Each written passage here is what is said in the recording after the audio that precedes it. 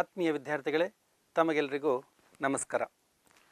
ಮಕ್ಕಳೇ, ಇವತ್ತು ನಾವು 6ನೇ ತರಗತಿಯ ಪಾಠ 2 ನಮ್ಮ ಕರ್ನಾಟಕ ಇದರ ಮುಂದುವರೆದ ಭಾಗವನ್ನು ನಾವು ಕಲಿತ್ಕೊಳ್ಳೋಣ. ವಿದ್ಯಾರ್ಥಿಗಳೇ, ನೀವು ಪಾರ್ಟ್ 1ರ ಇತಿಹಾಸ ವಿಭಾಗದಲ್ಲಿ ಹಲವಾರು ಅಂಶಗಳನ್ನು ಕಲಿತ್ಕೊಂಡಿದ್ದೀರಾ. ನಾವು ಕರ್ನಾಟಕವನ್ನು ಆಡಳಿತಾತ್ಮಕ ದೃಷ್ಟಿಯಿಂದ 4 ಕಂದಾಯ ವಿಭಾಗಗಳನ್ನಾಗಿ ವಿಭಾಗ ಮಾಡಿಕೊಂಡಿದ್ದೀವಿ. ಅವುಗಳು ಯಾವುವು ಅಂದರೆ ಬೆಂಗಳೂರು ವಿಭಾಗ, ಮೈಸೂರು ವಿಭಾಗ, ಕಲಬುರಗಿ ವಿಭಾಗ ಮತ್ತು ಬೆಳಗಾವಿ ವಿಭಾಗ. ನಾವು ಕಳೆದ ತರಗತಿಗಳಲ್ಲಿ ಬೆಂಗಳೂರು ವಿಭಾಗ, ಮೈಸೂರು ವಿಭಾಗ ಮತ್ತು ಕಲಬುರಗಿ ವಿಭಾಗದ ಬಗ್ಗೆ ಹಲವಾರು ಅಂಶಗಳನ್ನು ತಿಳ್ಕೊಂಡಿದ್ದೀವಿ. ಇವತ್ತಿನ ಕ್ಲಾಸಲ್ಲಿ ಬೆಳಗಾವಿ ವಿಭಾಗದ ಕೆಲವು ಜಿಲ್ಲೆಗಳ ಪ್ರಮುಖ ಅಂಶಗಳನ್ನು ಅಧ್ಯಯನ ಮಾಡೋಣ.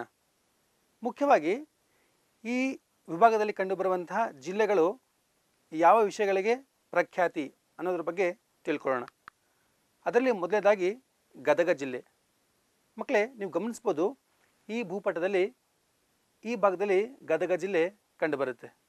ಈ ಗದಗ ಜಿಲ್ಲೆಯು 1997ರಲ್ಲಿ ಧಾರವಾಡ ಜಿಲ್ಲೆಯನ್ನು ವಿಭಜನೆ ಮಾಡಿ ಹೊಸ ಜಿಲ್ಲೆಯನ್ನಾಗಿ ರಚನೆ ಮಾಡಿದರು. ನೀವು ಗಮನಿಸ್ಬೋದು, ಇದು ಗದಗ, ಇದು ಧಾರವಾಡ. ಈ ಧಾರವಾಡ ಜಿಲ್ಲೆಯನ್ನು ವಿಭಾಗ ಮಾಡಿ ಗದಗವನ್ನು ಪ್ರತ್ಯೇಕ ಜಿಲ್ಲೆಯನ್ನಾಗಿ ರಚನೆ ಮಾಡಲಾಯಿತು. ಮತ್ತೊಂದು ಪ್ರಮುಖ ಅಂಶ ಅಂದರೆ ಈ ಜಿಲ್ಲೆಯಲ್ಲಿರುವಂತಹ ಪ್ರಮುಖ ಉತ್ಪನ್ನ ಯಾವುದು ಅಂತಂದರೆ ಕೃಷಿ. ಹಾಗಾಗಿ ಇಲ್ಲಿ ನಾವು ಹೆಚ್ಚು ಕೃಷಿ ಮಾರುಕಟ್ಟೆಗಳನ್ನು ನೋಡ್ಬೋದು. ಈ ಜಿಲ್ಲೆಯ ಚರಿತ್ರೆಗೆ ಸಂಬಂಧಪಟ್ಟಂತೆ ನೋಡಿದಾಗ ನಾವು ಈ ಜಿಲ್ಲೆಯು 11-12ನೇ ಶತಮಾನದಲ್ಲಿ ಪ್ರವರ್ಧಮಾನಕ್ಕೆ ಬಂತು. ಪ್ರಮುಖವಾಗಿ ಈ ವಿಭಾಗದಲ್ಲಿ ಆಳ್ವಿಕೆ ಮಾಡಿದಂತಹ ಚಾಲುಕ್ಯ ಅರಸರು ಹಲವಾರು ದೇವಾಲಯಗಳನ್ನು ನಿರ್ಮಾಣ ಮಾಡಿದರು. ಅವುಗಳಲ್ಲಿ ಪ್ರಮುಖವಾಗಿ ವೀರನಾರಾಯಣ ಮತ್ತು ತ್ರಿಕೂಟೇಶ್ವರ ದೇವಾಲಯಗಳು ಅತ್ಯಂತ ಪ್ರಮುಖವಾದಂತಹ ಅದ್ಭುತವಾದಂತಹ ದೇವಾಲಯಗಳಾಗಿವೆ. ಅಷ್ಟೇ ಅಲ್ಲ, ಸುಮಾರು 2 ಶತಮಾನಗಳ ಹಿಂದೆ ರಚನೆಯಾದಂತಹ ಒಂದು ಪ್ರಮುಖವಾದಂತಹ ಮಸೀದಿ ಯಾವುದು ಅಂದರೆ ಅದೇ ಜುಮ್ಮಾ ಮಸೀದಿ. ಇವತ್ತಿಗೂ ಕೂಡ ನಾವು ಇವೆಲ್ಲ ಪ್ರಮುಖ ವಾಸ್ತುಶಿಲ್ಪಗಳನ್ನು ನೋಡ್ಬೋದು. ನೀವು ಗಮನಿಸ್ಬೋದು ಮಕ್ಕಳೇ, ಇದೇ ಪ್ರಮುಖವಾದಂತಹ ಒಂದು ದೇವಾಲಯ ವೀರನಾರಾಯಣ ದೇವಾಲಯ. ಇದು ಗದಗ ಜಿಲ್ಲೆಯಲ್ಲಿ ಕಂಡುಬರುತ್ತೆ.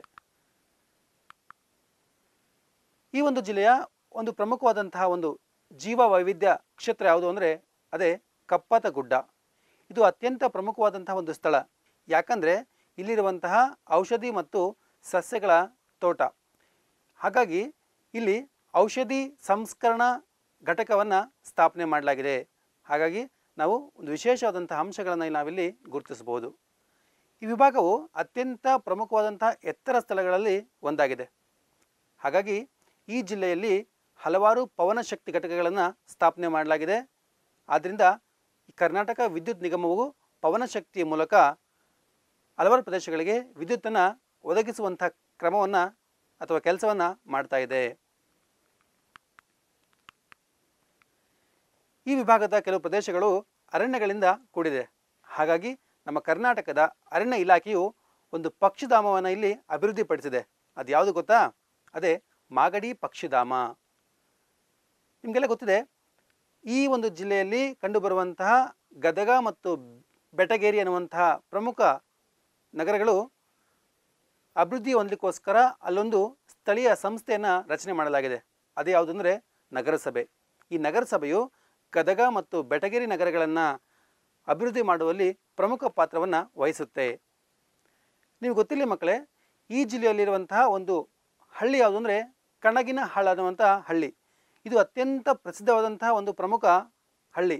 ಯಾಕಂದರೆ ಭಾರತ ದೇಶದ ಮೊಟ್ಟ ಮೊದಲ ಸಹಕಾರ ಸಂಸ್ಥೆ ಸ್ಥಾಪನೆಯಾಗಿದ್ದು ಈ ಕಣಗಿನಹಾಳ ಅನ್ನುವಂತಹ ಹಳ್ಳಿಯಲ್ಲಿ.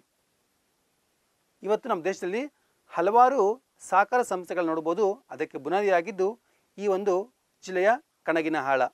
ಈ ಸಹಕಾರ ಚಳವಳಿಗೆ ಆಧುನಿಕ ರೂಪವನ್ನು ಕೊಟ್ಟಂತಹ ಒಬ್ಬ ಪ್ರಮುಖ ರಾಜಕೀಯ ಮುತ್ಸರ್ದಿ ಯಾರು ಅಂತಂದರೆ KH ಪಾಟೀಲರು. ನಿಮಗೆಲ್ಲ ಗೊತ್ತಿದೆ, ಕನ್ನಡ ಒಬ್ಬ ಪ್ರಖ್ಯಾತ ಕವಿ ಯಾರು ಅಂತಂದರೆ ಕುಮಾರವ್ಯಾಸ. ಈ ಕುಮಾರವ್ಯಾಸನು ಗದಗಿನ ವೀರನಾರಾಯಣನನ್ನು ನೆನೆಯುವಂತಹ ಒಂದು ಪ್ರಮುಖ ಕಾವ್ಯವನ್ನು ರಚನೆ ಮಾಡಿದರು. ಅದು ಯಾವುದು ಅಂತಂದರೆ ಕರ್ನಾಟಕ ಭಾರತ ಕಥಾ ಮಂಜರಿ. ಈ ಒಂದು ಕೃತಿಯಲ್ಲಿ ಗದಗದ ಬಗ್ಗೆ ಹಲವಾರು ಅಂಶಗಳು ಪ್ರಸ್ತಾಪವಾಗಿದೆ. ಈ ಕೃತಿಯ ಮತ್ತೊಂದು ಹೆಸರು ಅಂತಂದರೆ ಕುಮಾರವ್ಯಾಸ ಭಾರತ. ನೀವು ಗಮನಿಸ್ಬೋದು, ಇವರೇ ಒಬ್ಬ ಪ್ರಖ್ಯಾತ ಕನ್ನಡದ ಕವಿ ಕುಮಾರವ್ಯಾಸ. ಈ ಒಂದು ವಿಭಾಗದಲ್ಲಿ ಕಂಡುಬರುವಂತಹ ಒಬ್ಬ ಪ್ರಮುಖ ಸ್ವಾಮೀಜಿಗಳು ಯಾರು ಅಂತಂದರೆ ಗದಗಿನ ತೋಂಟನ್ ದಾರಿಯ ಸ್ವಾಮೀಜಿಯವರು.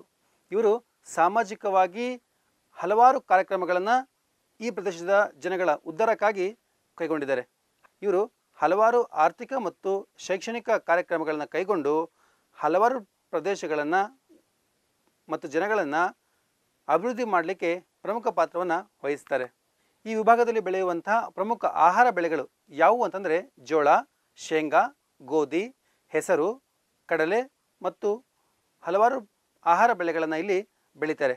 ಅಷ್ಟೇ ಅಲ್ಲ, ಈ ಪ್ರದೇಶದಲ್ಲಿ ಕಂಡುಬರುವಂಥ ವಾತಾವರಣ ಹಣ್ಣುಗಳನ್ನು ಬೆಳೆಯೋದು ಕೂಡ ಅತ್ಯಂತ ಉಪಯುಕ್ತ.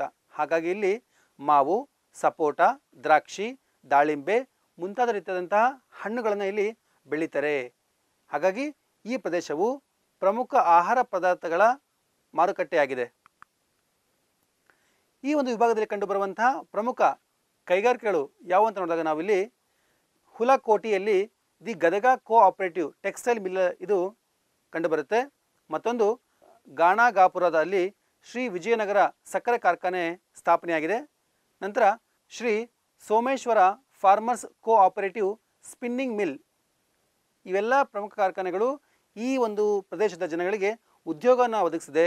ಅಷ್ಟೇ ಅಲ್ಲ, ಆರ್ಥಿಕ ಅಭಿವೃದ್ಧಿ ಆಗಲಿಕ್ಕೆ ಈ ಪ್ರದೇಶಗಳು ಪ್ರಮುಖ ಪಾತ್ರವನ್ನು ವಹಿಸ್ತವೆ. ಮತ್ತೊಂದು ಪ್ರಮುಖವಾದಂತಹ ಜಿಲ್ಲೆ ಯಾವುದು ಅಂದರೆ ಅದೇ ವಿಜಯಪುರ ಜಿಲ್ಲೆ. ಮಕ್ಕಳೇ ನೆನಪು ಮಾಡ್ಕೊಳ್ಳಿ, ಅದೇ ಗೋಲ್ಗುಂಬಟ. ಈಗ ಇದರ ಬಗ್ಗೆ ಹೆಚ್ಚಿನ ಅಂಶಗಳನ್ನು ತಿಳ್ಕೊಳ್ಳೋಣ. ಈ ಜಿಲ್ಲೆಯು ಹಲವಾರು ವರ್ಷಗಳ ಹಿಂದೆ ಆದಿಲ್ ಶಾಹಿ ಅರಸು ಮನೆತನದವರು ಆಳ್ವಿಕೆ ಮಾಡ್ತಾಯಿದ್ರು. ನಂತರ ಈ ಪ್ರದೇಶವನ್ನು ವಶಪಡಿಸ್ಕೊಂಡವರು ಮೊಘಲ್ ಚಕ್ರವರ್ತಿ ಔರಂಗಜೇಬ್. ಇವನು ಆದಿಲ್ ಶಾಹಿಯ ಆಳ್ವಿಕೆಯನ್ನು ಕೊನೆಗೊಳಿಸಿ ಹಲವಾರು ವರ್ಷಗಳ ಕಾಲ ಆಳ್ವಿಕೆ ಮಾಡ್ತಾನೆ. ನಂತರ ನಿಜಾಮರು ಈ ಪ್ರದೇಶವನ್ನು ವಶಪಡಿಸ್ಕೊಳ್ತಾರೆ. ಕೊನೆಗೆ ನಿಜಾಮರಿಂದ ಮರಾಠರು ಈ ಪ್ರದೇಶಗಳನ್ನ ವಶಪಡಿಸ್ಕೊಂಡು ಹಲವಾರು ವರ್ಷಗಳ ಕಾಲ ಆಳ್ವಿಕೆ ಮಾಡ್ತಾರೆ. ಆದರೆ ಭಾರತಕ್ಕೆ ಬಂದಂಥ ಬ್ರಿಟಿಷರು 1818ರಲ್ಲಿ ಈ ಮರಾಠರನ್ನು ಸೋಲಿಸಿ ಆ ಪ್ರದೇಶವನ್ನು ಸಂಪೂರ್ಣ ವಶಪಡಿಸ್ಕೊಳ್ತಾರೆ. ಕೊನೆಗೆ ಭಾರತಕ್ಕೆ ಸ್ವತಂತ್ರ ಬಂದ ಮೇಲೆ ಈ ಎಲ್ಲ ಪ್ರದೇಶಗಳು ಭಾರತದ ಭಾಗವಾಗುತ್ತೆ. 1956ರಲ್ಲಿ ಕರ್ನಾಟಕ ಪ್ರತ್ಯೇಕ ರಾಜ್ಯ ಆದಾಗ ಈ ಜಿಲ್ಲೆಯು ಕರ್ನಾಟಕದ ಒಂದು ಪ್ರಮುಖ ಜಿಲ್ಲೆಯಾಗಿ ಕಂಡುಬರುತ್ತೆ. ಮಕ್ಕಳು ಗಮನಿಸಿ, ಇದು ವಿಶ್ವವಿಖ್ಯಾತ ಗೋಳಗುಮ್ಮಟ. ಇದನ್ನು ನಾವು ಪಿಸುಗುಟ್ಟುವ ಗುಮ್ಮಟ ಅಂತೇಳಿ ಕರಿತೇವೆ. ಯಾಕಂದರೆ ನೀವು ಈ ಒಂದು ಗುಮ್ಮಟದ ಒಳಗಡೆ ಹೋಗಿ ಒಂದು ಬಾರಿ ಉಚ್ಚಾರಣೆ ಮಾಡಿದರೆ ಅದು 7 ಬಾರಿ ಮತ್ತೆ ರಿಪೀಟ್ ಆಗುತ್ತೆ. ಹಾಗಾಗಿ ಇದನ್ನು ಪಿಸುಗುಟ್ಟುವ ಗುಮ್ಮಟ ಅಂತೇಳಿ ಕರಿತೇವೆ. ಈ ಗುಮ್ಮಟವನ್ನು ಸ್ಥಾಪನೆ ಮಾಡಿದವರು ಆದಿಲ್ ಶಾಹಿ ಅರಸರು. ಯಾವಾಗ ಅಂದರೆ 1656ರಲ್ಲಿ. ಈ ಗುಮ್ಮಟ ಭಾರತದ ಅತಿದೊಡ್ಡ ಗುಮ್ಮಟ ಆಗಿದೆ. ಅಷ್ಟೇ ಅಲ್ಲ, ಜಗತ್ತಿನಲ್ಲಿಯೇ ಎರಡನೇ ಅತಿ ದೊಡ್ಡ ಗುಮ್ಮಟ ಯಾವುದು ಅಂದರೆ ಅದೇ ಗೋಳಗುಮ್ಮಟ. ಮಕ್ಕಳೇ, ನೀವು ಜಗತ್ತಿನ ಅತ್ಯಂತ ದೊಡ್ಡ ಗುಮ್ಮಟ ಯಾವುದು ಅಂತ ನೀವು ತಿಳ್ಕೊತೀರಲ್ವಾ? ಈ ಜಿಲ್ಲೆಯಲ್ಲಿ ಕಂಡುಬರುವಂಥ ಒಂದು ಪ್ರಮುಖವಾದಂಥ ಅದ್ಭುತ ಕಟ್ಟಡ ಯಾವುದು ಅಂದರೆ ಅದೇ ಇಬ್ರಾಹಿಂ ರೋಜಾ. ನೋಡಿ ಎಷ್ಟು ಅದ್ಭುತವಾಗಿದೆ. ನೀವು ಗಮನಿಸ್ಬೋದು, ಇದು ತಾಜ್ ಮಹಲ್ ರೀತಿಯಲ್ಲೇ ಕಾಣ್ತಾ ಇದೆ. ಹಾಗಾಗಿ ಇದನ್ನು ನಾವು ದಕ್ಷಿಣ ಭಾರತದ ತಾಜ್ ಮಹಲ್ ಅಂತೇಳಿ ಕರಿತೇವೆ. ಇದೊಂದು ಪ್ರಮುಖವಾದಂಥ ಆಕರ್ಷಕ ಐತಿಹಾಸಿಕ ಸ್ಥಳವಾಗಿದೆ. ಈ ಆದಿಲ್ ಶಾಹಿ ಮನೆತನದ ಪ್ರಮುಖ ದೊರೆ ಯಾರು ಅಂತಂದರೆ ಇಬ್ರಾಹಿಂ ಆದಿಲ್ ಶಾಹಿ. ಇವರು ತಮ್ಮ ಆಳ್ವಿಕೆ ಅವಧಿಯಲ್ಲಿ ಹಿಂದೂ ಮುಸ್ಲಿಮರ ನಡುವಿನ ಸೌಹಾರ್ದತೆಗಾಗಿ ಅಥವಾ ಐಕ್ಯತೆಗಾಗಿ ಹಲವಾರು ರೀತಿಯಲ್ಲಿ ಶ್ರಮವನ್ನು ವಹಿಸ್ತಾರೆ. ಈ ಇಬ್ರಾಹಿಂ ಆದಿಲ್ ಶಾಹಿ ಒಬ್ಬ ಕವಿ ಕೂಡ ಆಗಿದ್ದರು. ಇವು ಬರೆದಂತಹ ಒಂದು ಪ್ರಮುಖವಾದಂತಹ ಕೃತಿ ಯಾವುದು ಅಂದರೆ ಕಿತಾಬ್ ಇ ನವರಸ. ಈ ಒಂದು ಕೃತಿಯಲ್ಲಿ ಸರಸ್ವತಿ ಮತ್ತು ಗಣಪತಿಯ ಸ್ತೋತ್ರಗಳನ್ನು ಬರೆದಿದ್ದಾರೆ. ಈ ಜಿಲ್ಲೆಯ ಒಬ್ಬ ಪ್ರಮುಖ ವಚನ ಚಳವಳಿಯ ಹರಿಕಾರ ಯಾರು ಅಂತಂದರೆ ಅವರೇ ಶ್ರೀ ಬಸವಣ್ಣರು. ಇವರು ಈ ಜಿಲ್ಲೆಯಲ್ಲಿ 12ನೇ ಶತಮಾನದಲ್ಲಿ ಹಲವಾರು ಸಾಮಾಜಿಕ ಮತ್ತು ಧಾರ್ಮಿಕ ಸುಧಾರಣೆಗಳನ್ನು ಕೈಗೊಂಡರು. ಹಾಗಾಗಿ ಇವರಿಗೆ ಸಂಬಂಧಪಟ್ಟಂಥ ಹಲವಾರು ಪಟ್ಟಣಗಳನ್ನು ನಾವಿಲ್ಲಿ ನೋಡ್ಬೋದು. ಅದರಲ್ಲಿ ಪ್ರಮುಖವಾಗಿ ಬಸವ ಕಲ್ಯಾಣ. ಬಸವ ಕಲ್ಯಾಣವು ಶ್ರೀ ಬಸವೇಶ್ವರರ ಕಾರ್ಯಕ್ಷೇತ್ರವಾಗಿತ್ತು. ಇವತ್ತಿಗೂ ನೀವು ಈ ಬಸವ ಕಲ್ಯಾಣವನ್ನು ನೋಡಿದರೆ ಈ ಒಂದು ಐತಿಹಾಸಿಕ ಸ್ಥಳವನ್ನು ನೋಡ್ಬೋದು. ಇವು ಪ್ರಮುಖವಾದಂಥ ಬಸವಣ್ಣನ ಪ್ರತಿಮೆಯನ್ನು ಕೂಡ ನೀವು ಗಮನಿಸ್ಬೋದು. ಈ ಬಸವಣ್ಣರ ಐಕ್ಯ ಸ್ಥಳ ಯಾವುದು ಅಂತಂದರೆ ಕೂಡಲ ಸಂಗಮ. ಈ ಕೂಡಲ ಸಂಗಮ ಇರೋದು ಇದೆ ವಿಜಯಪುರ ಜಿಲ್ಲೆಯಲ್ಲಿ. ಮಕ್ಕಳೇ, ಈ ಜಿಲ್ಲೆಯಲ್ಲಿರುವಂತಹ ಪ್ರಮುಖ 2 ನದಿಗಳು ಯಾವುವಂತಂದರೆ ಅವೇ ಮಲಪ್ರಭಾ ಮತ್ತು ಕೃಷ್ಣಾ ನದಿ. ಈ 2 ನದಿಗಳು ಒಂದು ಸ್ಥಳಕ್ಕೆ ಬಂದು ಕೂಡ್ಕೊಳ್ತವೆ. ಅದು ಯಾವುದು ಅಂದರೆ ಅದೇ ಕೂಡಲ ಸಂಗಮ. ಅಂದರೆ ಈ ಪ್ರದೇಶಕ್ಕೆ ಕೂಡಲ ಸಂಗಮ ಅಂತ ಹೆಸರು ಬರೋಕ್ಕೆ ಮುಖ್ಯ ಕಾರಣ ಈ ಮಲಪ್ರಭಾ ಮತ್ತು ಕೃಷ್ಣಾ ನದಿಗಳು. ಈ ಒಂದು ವಿಜಯಪುರ ಜಿಲ್ಲೆಯ ಜನಗಳ ಮುಖ್ಯ ಉದ್ಯೋಗ ಯಾವುದು ಅಂತಂದರೆ ಅದೇ ಕೃಷಿ. ಇವರು ಕೃಷಿಯನ್ನು ನಿರ್ವಹಿಸಿ ತಮ್ಮ ಜೀವನವನ್ನು ಸಾಗಿಸ್ತಾ ಇದ್ದಾರೆ. ಇವರು ಬೆಳೆಯುವಂತಹ ಪ್ರಮುಖ ಆಹಾರ ಬೆಳೆಗಳು ಯಾವುವು ಅಂತಂದರೆ ಜೋಳ, ಮುಸುಕಿನ ಜೋಳ, ಹೆಸರು ಮತ್ತು ಸಜ್ಜೆ. ಅಷ್ಟೇ ಅಲ್ಲ, ಇವರು ಬೆಳೆಯುವಂಥ ಪ್ರಮುಖ ವಾಣಿಜ್ಯ ಬೆಳೆಗಳು ಯಾವುವು ಅಂತಂದರೆ ಹತ್ತಿ, ಕಬ್ಬು ಮತ್ತು ಹಲವಾರು ಬೆಳೆಗಳನ್ನು ಇವರು ಬೆಳೀತಾರೆ. ಜೊತೆಗೆ ಎಣ್ಣೆಕಾಳುಗಳು, ಶೇಂಗಾ, ಸೂರ್ಯಕಾಂತಿಯನ್ನು ಕೂಡ ಇವರು ಇಲ್ಲಿ ಪ್ರದೇಶದಲ್ಲಿ ಬೆಳೀತಾರೆ. ಮಕ್ಕಳೇ, ನಿಮಗೆಲ್ಲ ಗೊತ್ತಿರಲಿ, ಈ ಜಿಲ್ಲೆಯ ವಾತಾವರಣವು ಹಣ್ಣುಗಳನ್ನು ಬೆಳೆಯಲಿಕ್ಕೆ ಅತ್ಯಂತ ಸೂಕ್ತವಾದಂತಹ ಪ್ರದೇಶ. ಹಾಗಾಗಿ ಇಲ್ಲಿ ಬೆಳೆಯುವಂತಹ ಅತ್ಯಂತ ಪ್ರಮುಖವಾದಂತಹ ಒಂದು ಹಣ್ಣು ಯಾವುದು ಅಂದರೆ ಅದೇ ದ್ರಾಕ್ಷಿ. ಇವುಗಳ ಜೊತೆಗೆ ದಾಳಿಂಬೆ, ಸಪೋಟ, ಪಪ್ಪಾಯ, ಕಲ್ಲಂಗಡಿ ಹಣ್ಣುಗಳನ್ನು ಕೂಡ ಇಲ್ಲಿ ಬೆಳೆದು ಬೇರೆ ಬೇರೆ ದೇಶಗಳಿಗೆ ರಫ್ತು ಮಾಡ್ತಾರೆ. ಈ ಜಿಲ್ಲೆಗೆ ಸಂಬಂಧಪಟ್ಟಂತೆ ಶೈಕ್ಷಣಿಕ ವ್ಯವಸ್ಥೆ ನೋಡಿದಾಗ ನಾವು ಕರ್ನಾಟಕದ ಮೊಟ್ಟ ಮೊದಲ ಮಹಿಳಾ ವಿಶ್ವವಿದ್ಯಾನಿಲಯ ಸ್ಥಾಪನೆಯಾಗಿದ್ದು ಈ ವಿಜಯಪುರ ಜಿಲ್ಲೆಯಲ್ಲಿ. ಅದ್ಯಾವುದು ಅಂದರೆ ಕರ್ನಾಟಕ ರಾಜ್ಯ ಮಹಿಳಾ ವಿಶ್ವವಿದ್ಯಾನಿಲಯ. ಇದು ರಾಜ್ಯದ ಏಕೈಕ ಮಹಿಳಾ ವಿಶ್ವವಿದ್ಯಾನಿಲಯ. ಅಷ್ಟೇ ಅಲ್ಲ, ಇಲ್ಲಿ ಒಂದು ಕೃಷಿ ಕಾಲೇಜನ್ನು ಕೂಡ ಸ್ಥಾಪನೆ ಮಾಡಲಾಗಿದೆ. ಅಷ್ಟೇ ಅಲ್ಲ, ಇಲ್ಲಿ ಹಲವಾರು ಎಂಜಿನಿಯರಿಂಗ್ ಮತ್ತು ವೈದ್ಯಕೀಯ ಕಾಲೇಜುಗಳನ್ನು ನಾವು ನೋಡಬಹುದು. ಇದರ ಮೂಲಕ ಶಿಕ್ಷಣದ ಅಭಿವೃದ್ಧಿಗೆ ಈ ಜಿಲ್ಲೆಯು ಪ್ರಮುಖ ಪಾತ್ರವನ್ನು ವಹಿಸುತ್ತೆ. ಮುಂದುವರೆದು ಈ ವಿಭಾಗದಲ್ಲಿ ಕಂಡುಬರುವಂತಹ ಮತ್ತೊಂದು ಪ್ರಮುಖವಾದಂತಹ ಜಿಲ್ಲೆ ಯಾವುದು ಅಂದರೆ ಬಾಗಲಕೋಟೆ ಜಿಲ್ಲೆ. ಗಮನಿಸ್ಬೋದು ನೀವು, ಇದೇ ಬಾಗಲಕೋಟೆ ಜಿಲ್ಲೆ. ಈ ಜಿಲ್ಲೆಯನ್ನು 1997ರಲ್ಲಿ ವಿಜಯಪುರ ಜಿಲ್ಲೆಯನ್ನು ವಿಭಾಗ ಮಾಡಿ ರಚನೆ ಮಾಡಲಾಯಿತು. ನಿಮಗೆ ಗೊತ್ತಿರಲಿ, ಈ ಜಿಲ್ಲೆಯನ್ನು ಆಳ್ವಿಕೆ ಮಾಡಿದಂತಹ ಒಂದು ಪ್ರಮುಖವಾದಂತಹ ರಾಜಮನೆತನ ಯಾವುದು ಅಂದರೆ ಅದೇ ಚಾಲುಕ್ಯ ರಾಜಮನೆತನ. ಇವರು ಬಾದಾಮಿಯನ್ನು ರಾಜಧಾನಿಯಾಗಿ ಮಾಡಿಕೊಂಡು ಹಲವಾರು ವರ್ಷಗಳ ಕಾಲ ಆಳ್ವಿಕೆಯನ್ನು ಮಾಡಿದರು. ನಿಮ್ಗೆ ಗೊತ್ತಿರಲಿ, ಈ ಬಾದಾಮಿ ಕಂಡುಬರೋದು ಈ ಜಿಲ್ಲೆಯಲ್ಲಿ. ಗಮನಿಸ್ಬೋದು, ಇದೇ ಬಾದಾಮಿ ಜಿಲ್ಲೆ. ಅಷ್ಟೇ ಅಲ್ಲ, ಈ ಒಂದು ಸಾಮ್ರಾಜ್ಯಕ್ಕೆ ಸಂಬಂಧಪಟ್ಟಂತಹ ಪ್ರಮುಖ ಪ್ರದೇಶಗಳು ಯಾವುವು ಅಂತಂದರೆ ಬಾದಾಮಿ, ಐಹೊಳೆ, ಪಟ್ಟದಕಲ್ಲುಗಳು ಕೂಡ ಈ ಒಂದು ಜಿಲ್ಲೆಯಲ್ಲಿ ಕಂಡು ಬರ್ತವೆ. ನೋಡಿ, ಈ ಪ್ರದೇಶಗಳನ್ನು ನಾವು ವಾಸ್ತುಶಿಲ್ಪದ ಪ್ರಯೋಗಶಾಲೆ ಅಂತೇಳಿ ಕರಿತೇವೆ. ಯಾಕಂದರೆ ಅಷ್ಟು ಅದ್ಭುತವಾದಂತಹ ವಾಸ್ತುಶಿಲ್ಪವನ್ನು ನಾವಿಲ್ಲಿ ನೋಡಬಹುದು. ಇಲ್ಲಿ ಗುಡ್ಡಗಳನ್ನು ಕೊರೆದು ಗವಿಯನ್ನು ನಿರ್ಮಾಣ ಮಾಡಿದರೆ ಆ ಗವಿಯ ಒಳಗಡೆ ಹಲವಾರು ದೇವಾಲಯಗಳನ್ನು ನಾವು ನೋಡಬಹುದು.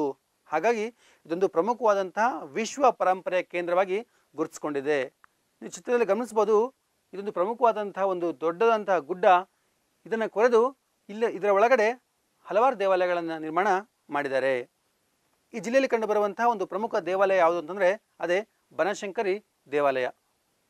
ಅಷ್ಟೇ ಅಲ್ಲ, ಈ ಜಿಲ್ಲೆಯಲ್ಲಿ ಕಂಡುಬರುವಂತಹ ಮತ್ತೊಂದು ಪ್ರಮುಖವಾದಂತಹ ಮಂದಿರ ಯಾವುದು ಅಂದರೆ ಶಿವಯೋಗ ಮಂದಿರ.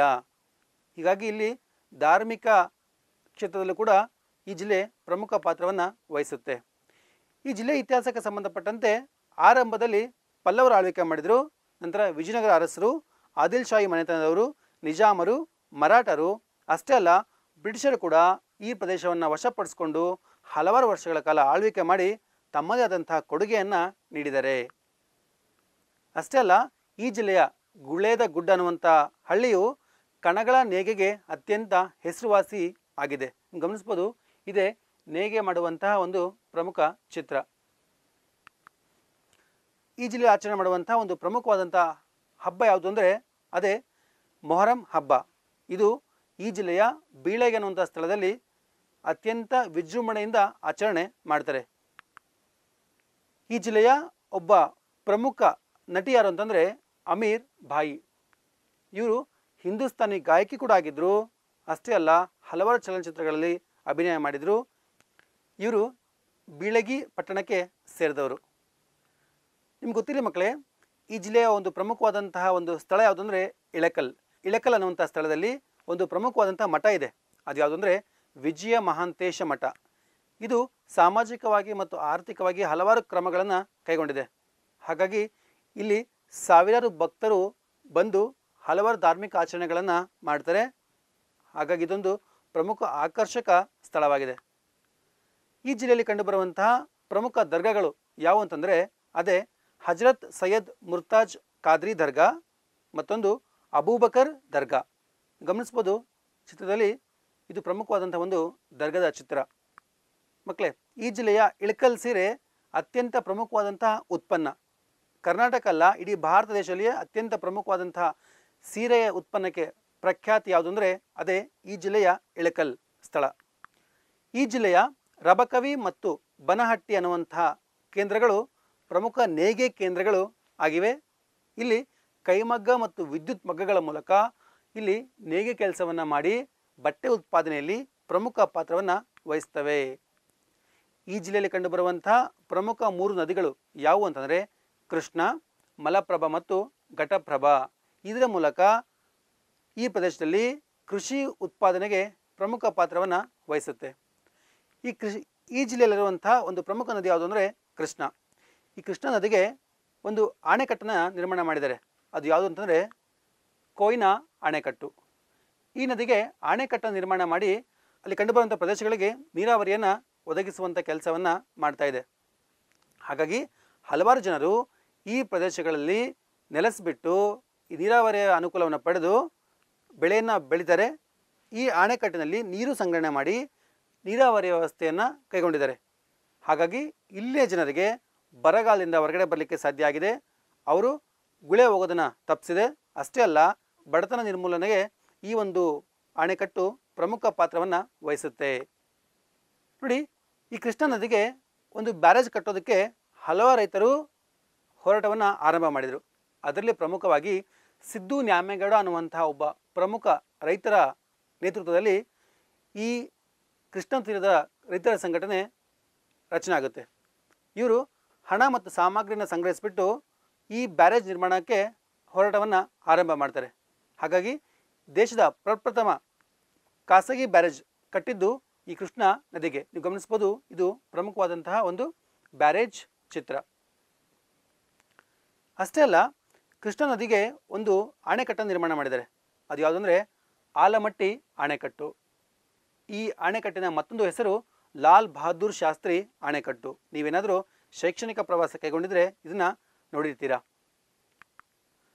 ಈ ಜಿಲ್ಲೆಯಲ್ಲಿ ಕಂಡುಬರುವಂತಹ ಪ್ರಮುಖ ಖನಿಜಗಳು ಯಾವುವು ಅಂತಂದರೆ ಸುಣ್ಣದ ಕಲ್ಲು, ಗ್ರಾನೈಟ್ ಶಿಲೆ, ಕೆಂಪು ಗ್ರಾನೈಟ್ ಮತ್ತು ಡಾಲ್ಮೈಟ್. ಅಷ್ಟೇ ಅಲ್ಲ, ಈ ಜಿಲ್ಲೆಯಲ್ಲಿ ಹಲವಾರು ಕಾರ್ಖಾನೆಗಳು ಇವೆ. ಅದರಲ್ಲಿ ಪ್ರಮುಖವಾಗಿ ಸಕ್ಕರೆ ಕಾರ್ಖಾನೆ ಮತ್ತು ಸಿಮೆಂಟ್ ಕಾರ್ಖಾನೆ. ಈ ವಿಭಾಗದಲ್ಲಿ ಕಂಡುಬರುವಂತಹ ಮತ್ತೊಂದು ಪ್ರಮುಖ ಜಿಲ್ಲೆ ಯಾವುದು ಅಂತಂದರೆ ಅದೇ ಬೆಳಗಾವಿ ಜಿಲ್ಲೆ. ಗಮನಿಸ್ಬೋದು, ಇದೇ ಬೆಳಗಾವಿ ಜಿಲ್ಲೆ. ಈ ಜಿಲ್ಲೆಯು ಅತ್ಯಂತ ಒಂದು ಪ್ರಮುಖವಾದಂತಹ ಗಡಿ ಜಿಲ್ಲೆಯಾಗಿದೆ. ಈ ಜಿಲ್ಲೆಯು ಕರ್ನಾಟಕ ಮತ್ತು ಮಹಾರಾಷ್ಟ್ರದ ಗಡಿ ಜಿಲ್ಲೆಯಾಗಿದೆ. ಜೊತೆಗೆ ಗೋವಾದೊಂದಿಗೆ ಕೂಡ ತನ್ನ ಗಡಿಯನ್ನು ಹಂಚಿಕೊಂಡಿದೆ. ಈ ಬೆಳಗಾವಿ ಜಿಲ್ಲೆಯ ಪ್ರಾಚೀನ ಹೆಸರು ಏನು ಅಂತಂದರೆ ಅದೇ ವೇಣುಗ್ರಾಮ ಅಥವಾ ಬಿದಿರು ಗ್ರಾಮ. ಈ ಜಿಲ್ಲೆಯಲ್ಲಿ ಕಂಡುಬರುವಂತಹ ಒಂದು ಪ್ರಾಚೀನ ಗ್ರಾಮ ಯಾವುದು ಅಂತಂದರೆ ಅದೇ ಹಲಸಿ. ಈ ಹಲಸಿಯು ಅತ್ಯಂತ ಪ್ರಮುಖ. ಯಾಕಂದರೆ ಕದಂಬ ಸಾಮ್ರಾಜ್ಯದ ಒಂದು ಶಾಖೆಯಾಗಿ ಮತ್ತು ರಾಜಧಾನಿಯಾಗಿ ಹಲವಾರು ವರ್ಷಗಳ ಕಾಲ ಆಳ್ವಿಕೆಯನ್ನು ನಡೆಸಲಿಕ್ಕೆ ಅನುಕೂಲ ಆಗುತ್ತೆ. ಈ ಪ್ರದೇಶವನ್ನು ಚಾಲುಕ್ಯರು, ರಾಷ್ಟ್ರಕೂಟರು, ದೇವಗಿರಿಯ ಯಾದವರು, ದೆಹಲಿಯ ಸುಲ್ತಾನರು ಆಳ್ವಿಕೆಯನ್ನು ಮಾಡ್ತಾರೆ. ಅಷ್ಟೇ ಅಲ್ಲ, ಕನ್ನಡದ ಮತ್ತು ಭಾರತದ ಪ್ರಖ್ಯಾತ ವೀರ ಮಹಿಳೆ ಯಾರು ಅಂತಂದರೆ ರಾಣಿ ಚೆನ್ನಮ್ಮ. ಇವರು ಈ ಜಿಲ್ಲೆಯ ಕಿತ್ತೂರು ಅನ್ನುವಂಥ ಸ್ಥಳದಿಂದ ಆಳ್ವಿಕೆಯನ್ನು ಮಾಡ್ತಾರೆ. ಅಷ್ಟೇ ಅಲ್ಲ, ಭಾರತ ಸ್ವತಂತ್ರ ಹೋರಾಟದಲ್ಲಿ ಪ್ರಮುಖ ಪಾತ್ರವನ್ನು ವಹಿಸ್ತಾರೆ. ಕೊನೆಗೆ 1824ರಲ್ಲಿ ಬ್ರಿಟಿಷರು ಕಿತ್ತೂರು ರಾಣಿ ಚೆನ್ನಮ್ಮನನ್ನು ಸೋಲಿಸಿಬಿಟ್ಟು ಆ ಪ್ರದೇಶವನ್ನು ವಶಪಡಿಸಿಕೊಂಡು ಮುಂಬೈ ಪ್ರಾಂತ್ಯಕ್ಕೆ ಈ ಬೆಳಗಾವಿ ಪ್ರದೇಶವನ್ನು ಸೇರಿಸ್ತಾರೆ. ಈ ಜಿಲ್ಲೆಯಲ್ಲಿರುವಂತಹ ಒಂದು ಪ್ರಮುಖ ನದಿ ಯಾವುದು ಅಂದರೆ ಕೃಷ್ಣಾ ನದಿ. ಈ ಕೃಷ್ಣಾ ನದಿಯ ದಂಡೆಯ ಮೇಲೆ ಒಂದು ಪ್ರಮುಖ ದೇವಾಲಯವನ್ನು ನಿರ್ಮಾಣ ಮಾಡಿದ್ದಾರೆ. ಅದು ಯಾವುದು ಅಂದರೆ ವೀರಭದ್ರ ದೇವಾಲಯ. ಇವತ್ತಿಗೂ ಇದನ್ನು ನೀವು ಈ ಬೆಳಗಾವಿ ಜಿಲ್ಲೆಯಲ್ಲಿ ನೋಡ್ಬೋದು. ಅತ್ಯಂತ ಆಕರ್ಷಣವಾದಂತಹ ಜಲಪಾತ ಯಾವುದು ಗೊತ್ತಾ? ಅದೇ ಗೋಕಾಕ್ ಜಲಪಾತ. ಈ ಗೋಕಾಕ್ ಜಲಪಾತವು ಕಂಡುಬರೋದು ಇದೇ ಜಿಲ್ಲೆಯ ಗೋಕಾಕ್ ಅನ್ನುವಂತಹ ಸ್ಥಳದಲ್ಲಿ. ಹಾಗಾಗಿ ಇದನ್ನು ಗೋಕಾಕ್ ಜಲಪಾತ ಅಂತೇಳಿ ಕರಿತೇವೆ. ಇದು ನೀವು ಚಿತ್ರದಲ್ಲಿ ಗಮನಿಸ್ಬೋದು, ಎಷ್ಟು ಅದ್ಭುತವಾಗಿದು ಕಾಣ್ತಾ ಇದೆ. ಈ ಜಿಲ್ಲೆಯ ಗೋಕಾಕ್ ಸ್ಥಳವು ಗಿರಣಿಗಳಿಗೆ ಅತ್ಯಂತ ಪ್ರಮುಖವಾದಂತಹ ಪ್ರದೇಶವಾಗಿದೆ. ಇಲ್ಲಿ ಗಿರಣಿಗಳು ಉದ್ಯೋಗವನ್ನು ಒದಗಿಸ್ತವೆ.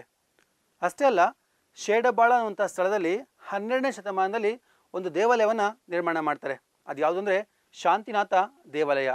ಇವತ್ತಿಗೂ ಕೂಡ ಇಲ್ಲಿ ಲಕ್ಷಾಂತರ ಭಕ್ತರು ಭೇಟಿಯನ್ನು ಕೊಡ್ತಾರೆ. ಅಷ್ಟೇ ಅಲ್ಲ, ಇದೇ ಜಿಲ್ಲೆಯ ಯಲ್ಲಮ್ಮನ ಗುಡಿ ಅಥವಾ ರೇಣುಕಾ ಯಲ್ಲಮ್ಮನ ದೇವಸ್ಥಾನ ಅತ್ಯಂತ ಪ್ರಸಿದ್ಧವಾದಂತಹ ಒಂದು ದೇವಾಲಯ ಆಗಿದೆ. ಇದು ಅತ್ಯಂತ ಪ್ರಮುಖ ಧಾರ್ಮಿಕ ಸ್ಥಳವಾಗಿ ಗುರುತಿಸಿಕೊಂಡಿದೆ. ಈ ಜಿಲ್ಲೆಗೆ ಸಂಬಂಧಪಟ್ಟಂತೆ ಶೈಕ್ಷಣಿಕ ವ್ಯವಸ್ಥೆ ನೋಡಿದಾಗ ನಾವು ಇಲ್ಲಿ ಒಂದು ವಿಶ್ವವಿದ್ಯಾನಿಲಯ ಇದೆ. ಅದು ಯಾವುದು ಅಂದರೆ ರಾಣಿ ಚೆನ್ನಮ್ಮ ವಿಶ್ವವಿದ್ಯಾನಿಲಯ.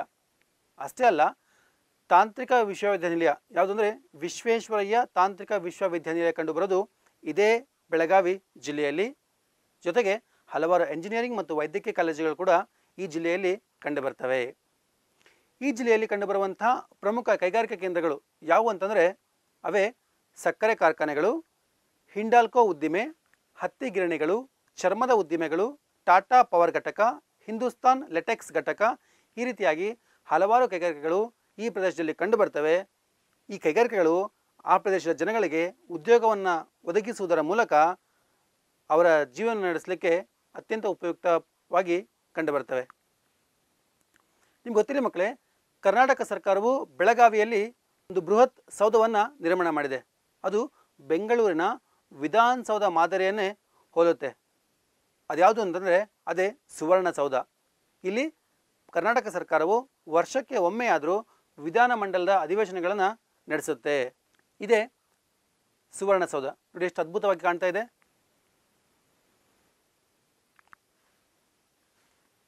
ಈ ವಿಭಾಗದಲ್ಲಿ ಕಂಡುಬರುವಂತಹ ಮತ್ತೊಂದು ಪ್ರಮುಖ ಜಿಲ್ಲೆ ಯಾವುದು ಅಂತಂದರೆ ಉತ್ತರ ಕನ್ನಡ ಜಿಲ್ಲೆ. ಇದೇ ಉತ್ತರ ಕನ್ನಡ ಜಿಲ್ಲೆ. ನಿಮ್ಗೆ ಗೊತ್ತಿರಲಿ, ಈ ಭಾಗವು ಅರಬ್ಬಿ ಸಮುದ್ರದಿಂದ ಕೂಡಿದೆ. ಹಾಗಾಗಿ ಇದೊಂದು ಪ್ರಮುಖವಾದಂತಹ ಒಂದು ಕರಾವಳಿ ಜಿಲ್ಲೆ. ಈ ಒಂದು ಜಿಲ್ಲೆಯ ಅತ್ಯಂತ ಪ್ರಮುಖ ಒಂದು ಕೇಂದ್ರ ಸ್ಥಾನ ಯಾವುದು ಅಂದರೆ ಕಾರವಾರ. ಹಾಗಾಗಿ ಇದು ಇವತ್ತು ಕೂಡ ಅತ್ಯಂತ ಪ್ರಸಿದ್ಧವಾದಂತಹ ಒಂದು ಸ್ಥಳವಾಗಿದೆ. ಈ ಜಿಲ್ಲೆಯು ಅತ್ಯಂತ ಪ್ರಮುಖವಾದಂತಹ ಕರಾವಳಿ ಪ್ರದೇಶವಾಗಿದ್ದರಿಂದ ನಮ್ಮ ಭಾರತ ಸರ್ಕಾರವು ಇಲ್ಲಿ ಒಂದು ಬೃಹತ್ ನೌಕಾನೆಲೆಯನ್ನು ಸ್ಥಾಪನೆ ಮಾಡಿದೆ. ಅದ್ಯಾವುದು ಅಂದರೆ ಸೀಬರ್ಡ್ ನೌಕಾನೆಲೆ. ನೀವು ಗಮನಿಸ್ಬೋದು, ಇದೇ ಸೀಬರ್ಡ್ ನೌಕಾನೆಲೆ. ಇಲ್ಲಿ ನೌಕಾಪಡೆಗೆ ಸಂಬಂಧಪಟ್ಟಂತೆ ಹಲವಾರು ಚಟುವಟಿಕೆಗಳು ನಡೆಯುತ್ತೆ. ಈ ಜಿಲ್ಲೆಯ 70% ಭಾಗ ಅರಣ್ಯದಿಂದ ಕೂಡಿದೆ. ಹಾಗಾಗಿ ಈ ಪ್ರದೇಶದಲ್ಲಿ ಕೃಷಿ ಚಟುವಟಿಕೆಗಳು ಕೂಡ ನಡೆಯುತ್ತೆ. ಈ ಪ್ರದೇಶವು ಕರಾವಳಿ ಪ್ರದೇಶ ಆಗಿರೋದ್ರಿಂದ ಈ ಜನರ ಮುಖ್ಯ ಕಸುಬು ಯಾವುದು ಅಂದರೆ ಅದೇ ಮೀನುಗಾರಿಕೆ. ಹಾಗಾಗಿ ಮೀನುಗಾರಿಕೆಯು ಈ ಪ್ರದೇಶ ಜನಗಳಿಗೆ ಉದ್ಯೋಗವನ್ನು ಒದಗಿಸುತ್ತೆ. ಇದೊಂದು ಆಕರ್ಷಕ ಪ್ರವಾಸೋದ್ಯಮ ಸ್ಥಳ ಕೂಡ ಆಗಿದೆ.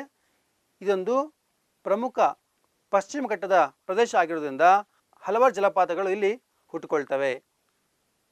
ಈ ಜಿಲ್ಲೆಯ ಭೌಗೋಳಿಕ ಲಕ್ಷಣಗಳನ್ನ ಆಧರಿಸಿ ನಾವು ಈ ಜಿಲ್ಲೆಯನ್ನು 2 ವಿಭಾಗಗಳನ್ನಾಗಿ ಮಾಡ್ಕೊಳ್ತೀವಿ. ಒಂದನೇದು ಕರಾವಳಿ ಪ್ರದೇಶ, ಮತ್ತೊಂದು ಮಲೆನಾಡು ಪ್ರದೇಶ. ಕರಾವಳಿ ಪ್ರದೇಶದಲ್ಲಿ ಕಂಡುಬರುವಂಥ ಪ್ರಮುಖ ಸ್ಥಳಗಳು ಯಾವುವು ಅಂತಂದರೆ ಕಾರವಾರ, ಅಂಕೋಲಾ, ಕುಮಟ, ಹೊನ್ನಾವರ, ಭಟ್ಕಳ. ಮತ್ತೊಂದು ಪ್ರಮುಖವಾದಂಥ ಪ್ರದೇಶ ಯಾವುದು ಅಂದರೆ ಮಲೆನಾಡು ಪ್ರದೇಶ. ಶಿರಸಿ, ಸಿದ್ದಾಪುರ, ಯಲ್ಲಾಪುರ, ಹಳಿಯಾಳ, ಜೋಯಿಡಾ ಮತ್ತು ಮುಂಡಗೋಡು ಇವು ಪ್ರಮುಖವಾದಂಥ ಮಲೆನಾಡು ಆಗಿವೆ. ನೀವೇನಾದರೂ ಶೈಕ್ಷಣಿಕ ಪ್ರವಾಸ ಕೈಗೊಂಡಿದ್ದರೆ ಖಂಡಿತವಾಗಿ ಇವುಗಳು ನೀವು ನೋಡಲೇಬೇಕು. ಅಷ್ಟು ಅದ್ಭುತವಾದಂತಹ ಪ್ರದೇಶಗಳನ್ನು ಈ ಜಿಲ್ಲೆಯು ಒಳಗೊಂಡಿದೆ. ಈ ವಿಭಾಗದ ಹಲವಾರು ಪ್ರದೇಶಗಳು ಪಶ್ಚಿಮ ಘಟ್ಟದಲ್ಲಿ ಕಂಡುಬರೋದ್ರಿಂದ ಇಲ್ಲಿ ಹೆಚ್ಚು ಮಳೆ ಉಂಟಾಗುತ್ತೆ. ಅಂದರೆ ಸುಮಾರು 3000 ಮಿಲಿಮೀಟರ್ಗಿಂತ ಹೆಚ್ಚು ಮಳೆ ಆಗೋದ್ರಿಂದ ಇಲ್ಲಿ ನಾವು ಹೆಚ್ಚು ನಿತ್ಯ ಹರಿದ್ವರ್ಣ ಕಾಡುಗಳನ್ನು ನೋಡ್ಬೋದು. ಅಂದರೆ ಹಚ್ಚ ಹಸಿರು ಆಗಿರುವಂಥ ಕಾಡುಗಳನ್ನು ನಾವಿಲ್ಲಿ ನೋಡ್ಬೋದು. ಇಲ್ಲಿ ಕಂಡುಬರುವಂಥ ಮರಗಳ ಉದ್ದ 70 ಮೀಟರ್ಗಿಂತ ಹೆಚ್ಚಾಗಿ ಇರ್ತವೆ. ವರ್ಷ ಪೂರ್ತಿ ಮಳೆ ಬರುತ್ತೆ. ಹಾಗಾಗಿ ಇವು ವರ್ಷದಲ್ಲಿ ಹೆಚ್ಚು ದಿನಗಳ ಕಾಲ ಹಚ್ಚ ಹಸಿರಿನಿಂದ ಕೂಡಿರುತ್ತೆ. ಹಾಗಾಗಿ ಇದೊಂದು ಆಕರ್ಷಕ ಪ್ರವಾಸೋದ್ಯಮ ಸ್ಥಳ ಆಗಿದೆ. ಈ ಜಿಲ್ಲೆಯನ್ನು ಕದಂಬರು ಹಲವಾರು ವರ್ಷಗಳನ್ನು ಆಳ್ವಿಕೆ ಮಾಡಿದರು. ಕದಂಬರ ರಾಜಧಾನಿ ಯಾವುದು ಹೇಳಿ? ಬನವಾಸಿ. ಬನವಾಸಿ ಇರೋದು ಇದೇ ಜಿಲ್ಲೆಯಲ್ಲಿ. ಈ ಪ್ರದೇಶವನ್ನು ಕದಂಬರು ಚಾಲುಕ್ಯರು, ರಾಷ್ಟ್ರಕೂಟರು, ಹೊಯ್ಸಳರು, ವಿಜಯನಗರ ಅರಸರು, ಮರಾಠರು, ಕೊನೆಗೆ ಬ್ರಿಟಿಷರು ಕೂಡ ಆಳ್ವಿಕೆಯನ್ನು ಮಾಡ್ತಾರೆ. ಹಾಗಾಗಿ ಇದೊಂದು ಅತ್ಯಂತ ಪ್ರಮುಖವಾದಂತಹ ಪ್ರದೇಶವಾಗಿ ಕಂಡುಬರುತ್ತೆ. ಈ ಒಂದು ಜಿಲ್ಲೆಯು ಹಲವಾರು ವರ್ಷಗಳಿಂದ ವ್ಯಾಪಾರಕ್ಕೆ ಹೆಚ್ಚು ಪ್ರಸಿದ್ಧಿ. ಯಾಕಂದರೆ ಇದೊಂದು ಪ್ರಮುಖ ಕರಾವಳಿ ಪ್ರದೇಶ. ನಿಮ್ಗೆ ಗೊತ್ತಿರಲಿ, ಭಾರತಕ್ಕೆ ಭೇಟಿ ಕೊಟ್ಟಂತಹ ಒಬ್ಬ ಪ್ರಮುಖ ಪ್ರವಾಸಿಗ ಯಾರು ಅಂತಂದರೆ ಅವರೇ ಇಬ್ನ್ ಬಟೂಟಾ. ಇವರು ಮೊರಾಕೋ ದೇಶದವರು. ಭಾರತಕ್ಕೆ ಬಂದಾಗ ಈ ಪ್ರದೇಶವನ್ನು ಕೂಡ ಅವರು ಭೇಟಿ ಕೊಡ್ತಾರೆ. ಅಷ್ಟೇ ಅಲ್ಲ, ಈ ಪ್ರದೇಶದಲ್ಲಿ ಹಲವಾರು ತಿಂಗಳುಗಳ ಕಾಲ ವಾಸವಾಗಿದ್ದರು ಅಂತೇಳಿ ನಮಗೆ ಗೊತ್ತಾಗುತ್ತೆ. ಈ ಜಿಲ್ಲೆಯನ್ನು 1750ರಲ್ಲಿ ಮರಾಠರು ವಶಪಡಿಸ್ಕೊಳ್ತಾರೆ. ನಂತರ ಮರಾಠರಿಂದ ಮೈಸೂರು ಸಂಸ್ಥಾನದವರು ವಶಪಡಿಸ್ಕೊಂಡು ಆಳ್ವಿಕೆಯನ್ನು ಮಾಡ್ತಾರೆ. ಆದರೆ 1799ರಲ್ಲಿ ಬ್ರಿಟಿಷರು ಮೈಸೂರು ರಾಜರಿಂದ ಈ ಪ್ರದೇಶವನ್ನು ವಶಪಡಿಸ್ಕೊಳ್ತಾರೆ. ನಂತರ ಇದನ್ನು ಮದ್ರಾಸು ಪ್ರಾಂತ್ಯಕ್ಕೆ ಸೇರಿಸ್ತಾರೆ. ಕೊನೆಗೆ 1860ರಲ್ಲಿ ಮುಂಬೈ ಪ್ರಾಂತ್ಯಕ್ಕೆ ಈ ಪ್ರದೇಶವನ್ನು ವರ್ಗಾವಣೆ ಮಾಡ್ತಾರೆ. ಹಾಗಾಗಿ ಈ ಪ್ರದೇಶದಲ್ಲಿ ಹಲವಾರು ಅಭಿವೃದ್ಧಿ ಕೆಲಸಗಳನ್ನು ನಾವು ನೋಡ್ಬೋದು. ಈ ಪ್ರದೇಶದಲ್ಲಿ ಅರಬ್ಬರು, ಡಚ್ಚರು, ಪೋರ್ಚುಗೀಸರು ವ್ಯಾಪಾರ ಕೇಂದ್ರವನ್ನು ಸ್ಥಾಪನೆ ಮಾಡಿದರು. ಇದರ ಮೂಲಕ ತಮ್ಮ ದೇಶಗಳಿಗೆ ಪದಾರ್ಥಗಳನ್ನು ರಫ್ತು ಮಾಡ್ತಾಯಿದ್ರು. ಅವುಗಳಲ್ಲಿ ಪ್ರಮುಖವಾಗಿ ಮೆಣಸು, ಲವಂಗ, ಚಕ್ಕೆ ಈ ಸಾಂಬಾರು ಪದಾರ್ಥಗಳನ್ನು ತಮ್ಮ ದೇಶಗಳಿಗೆ ರಫ್ತು ಮಾಡ್ತಾಯಿದ್ರು. ಹಾಗಾಗಿ ಈ ಕರಾವಳಿ ಪ್ರದೇಶ ಅತ್ಯಂತ ಪ್ರಮುಖವಾದಂತಹ ವ್ಯಾಪಾರ ಕೇಂದ್ರವಾಗಿ ಗುರುತಿಸ್ಕೊಂಡಿದೆ. ಮಕ್ಕಳೇ, ಈ ಜಿಲ್ಲೆಗೆ ಭೇಟಿ ಕೊಟ್ಟಂತಹ ಭಾರತ ದೇಶದ ಒಬ್ಬ ಪ್ರಖ್ಯಾತ ನೊಬೆಲ್ ಪ್ರಶಸ್ತಿ ವಿಜೇತ ಕವಿ ಯಾರು ಅಂತಂದರೆ ಅವರೇ ರವೀಂದ್ರನಾಥ್ ಟ್ಯಾಗೂರ್. ಇವರು 1882ರಲ್ಲಿ ಈ ಪ್ರದೇಶಕ್ಕೆ ಭೇಟಿ ಕೊಡ್ತಾರೆ. ಅಷ್ಟೇ ಅಲ್ಲ, ಈ ಕಾರವಾರ ಸ್ಥಳದ ಬಗ್ಗೆ ಅವರು ತಮ್ಮ ಆತ್ಮಚರಿತ್ರೆಯಲ್ಲಿ ದಾಖಲೆ ಮಾಡ್ತಾರೆ. ಹಾಗಾಗಿ ಇದೊಂದು ಪ್ರಮುಖವಾದಂತಹ ಒಂದು ಐತಿಹಾಸಿಕ ಸ್ಥಳವಾಗಿ ಗುರುತಿಸ್ಕೊಂಡಿದೆ. ಇವರೇ ಪ್ರಮುಖ ಕವಿ ರವೀಂದ್ರನಾಥ್ ಟ್ಯಾಗೂರ್. ಭಾರತ ದೇಶದ ರಾಷ್ಟ್ರಗೀತೆಯನ್ನು ಮತ್ತು ಬಾಂಗ್ಲಾದೇಶದ ರಾಷ್ಟ್ರಗೀತೆಯನ್ನು ಬರೆದಂತಹ ಒಬ್ಬ ಪ್ರಮುಖ ಕವಿ ಯಾರು ಅಂತಂದರೆ ಅವರೇ ರವೀಂದ್ರನಾಥ್ ಟ್ಯಾಗೂರ್. ಅಷ್ಟೇ ಅಲ್ಲ, ಕನ್ನಡದ ಒಬ್ಬ ಮಹಾಕವಿ ಯಾರು ಅಂತಂದರೆ ಪಂಪ. ಪಂಪರವರು ತಮ್ಮ ಕೃತಿಯಲ್ಲಿ ಈ ಒಂದು ಪ್ರದೇಶದ ಬನವಾಸಿಯ ಬಗ್ಗೆ ಹೆಚ್ಚು ಅಂಶಗಳನ್ನು ದಾಖಲೆ ಮಾಡ್ತಾರೆ. ಹಾಗಾಗಿ ಪಂಪರ ಕೃತಿಯಲ್ಲಿ ಈ ಜಿಲ್ಲೆಯು ಪ್ರಮುಖವಾಗಿ ಗುರುತಿಸ್ಕೊಂಡಿದೆ. ಈ ಒಂದು ಜಿಲ್ಲೆಯಲ್ಲಿ ಒಂದು ಅಣು ವಿದ್ಯುತ್ ಕೇಂದ್ರವನ್ನು ಸ್ಥಾಪನೆ ಮಾಡಿದ್ದಾರೆ. ಅದು ಯಾವುದು ಅಂತಂದರೆ ಕೈಗಾ ಅಣು ವಿದ್ಯುತ್ ಕೇಂದ್ರ. ಇದನ್ನ ಗಮನಿಸ್ಬೋದು. ಇದು ಕರ್ನಾಟಕದ ಆರ್ಥಿಕ ಅಭಿವೃದ್ಧಿಗೆ ಮತ್ತು ವಿದ್ಯುತ್ ಉತ್ಪಾದನೆಗೆ ಅತ್ಯಂತ ಪ್ರಮುಖ ಪಾತ್ರವನ್ನು ವಹಿಸುತ್ತೆ. ಈ ಜಿಲ್ಲೆಯಲ್ಲಿ ಬೆಳೆಯುವಂತಹ ಪ್ರಮುಖ ಬೆಳೆಗಳು ಯಾವುವು ಅಂತಂದರೆ ಕಬ್ಬು, ಕೋಕಾ, ಗೋಡಂಬಿ, ಭತ್ತ, ಬಾಳೆ, ಅನನಾಸ್ ಮತ್ತು ಸಪೋಟ. ನಿಮ್ಗೆ ಗೊತ್ತಿಲ್ಲ ಮಕ್ಕಳೇ, ಕೋಕಾವನ್ನು ಯಾವುದಕ್ಕೆ ಬಳಸ್ತಾರೆ ಗೊತ್ತಲ್ವಾ? ಚಾಕ್ಲೇಟ್ ಉತ್ಪಾದನೆಗೆ ಇದನ್ನು ಬಳಸ್ತಾರೆ. ಈ ಜಿಲ್ಲೆಯು ಒಂದು ಕರಾವಳಿ ಜಿಲ್ಲೆ ಆಗಿರೋ ಕಾರಣ ಹಲವಾರು ಬಂದರುಗಳನ್ನು ನಾವಿಲ್ಲಿ ನೋಡ್ಬೋದು.